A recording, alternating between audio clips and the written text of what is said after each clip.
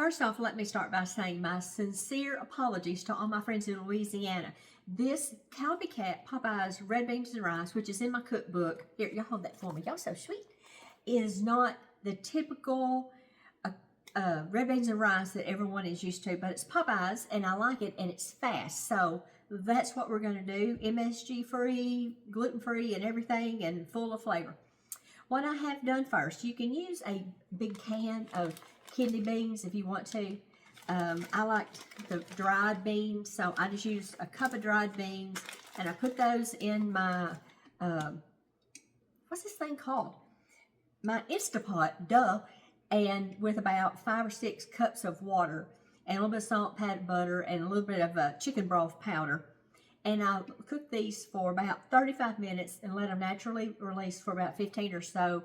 And so here they are. Now I did brown up a package of Andouille sausage, and this is the Petit Jean brand, made here in Arkansas. No MSG in this, so yum.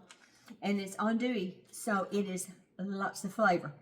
So what I'm going to do here, and this is cool, I cooked this a while ago and it's gotten kind of cool, but I'm just going to take these beans and put them in this pot that I browned my kielbasa in.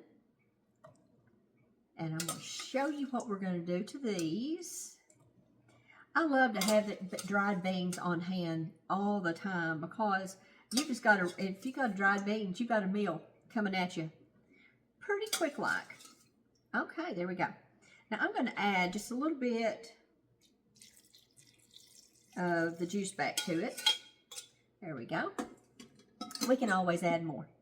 Okay, now so these will be creamy. I'm going to take my smasheroo machine here, and I'm not going to smash them until they're just like refried beans at the Mexican place, but I am going to encourage them to just kind of tear up a little bit, and they will be really creamy and delicious.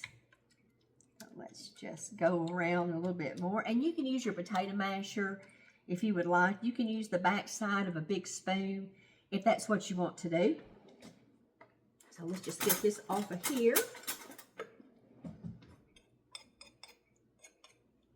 And this is just a really quick way to make dinner, get supper on the table, because you know your kids are hungry when they've been gone all day. Okay, so to this, I'm going to add back in my kielbasa that I browned up. And I'm going to add about this garlic powder, not salt, garlic powder. Add about 1/4 of a teaspoon. There we go. And then I'm going to use some paprika, and I'm going to use smoked paprika today. And I'm going to use about 1/4 of a teaspoon. And since this is kind of a Louisiana dish, and we all know that Amy loves smoked paprika, we're doing this for you, girlfriend. So there we go. White pepper. The recipe calls for 1.5 tablespoons. And I'm going to add, hey, this is brand spanking new. Well, it's going to be fresh. Alrighty.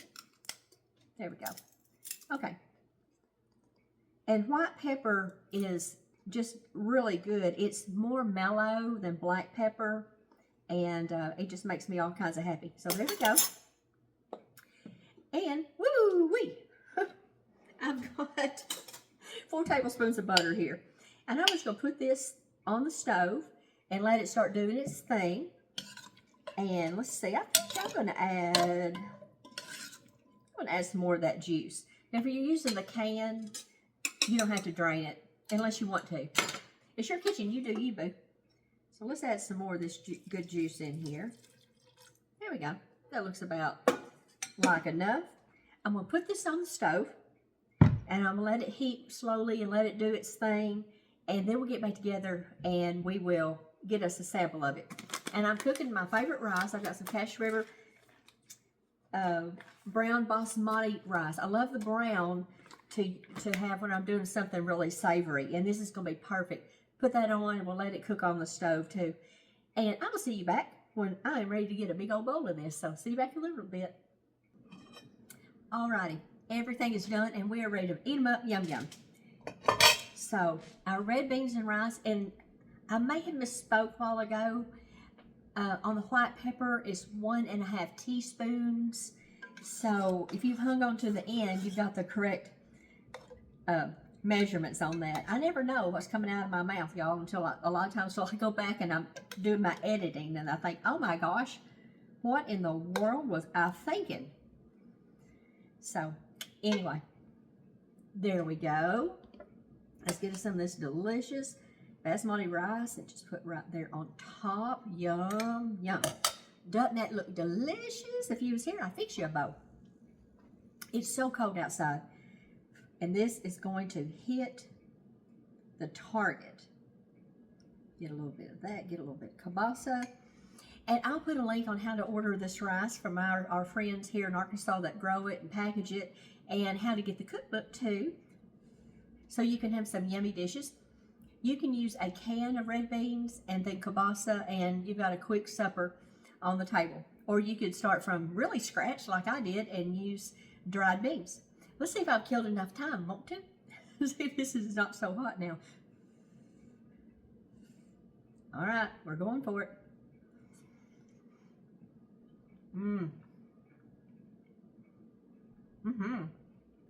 Y'all, this is delicious. That butter gives it just a little bit of a creamier, kind of a velvety finish, and this is so good. The first time you make this, I would not add 1.5 teaspoons of white pepper until you decide if it's too hot for you. But it's just gonna warm me up on this old cold night. So we're fixing to sit down at the table and eat them up yum yum. If you haven't liked and subscribed to my channel, please consider doing that. It'd make me a happy, happy girl. I'll see you next time. Y'all stay warm. Bye, y'all.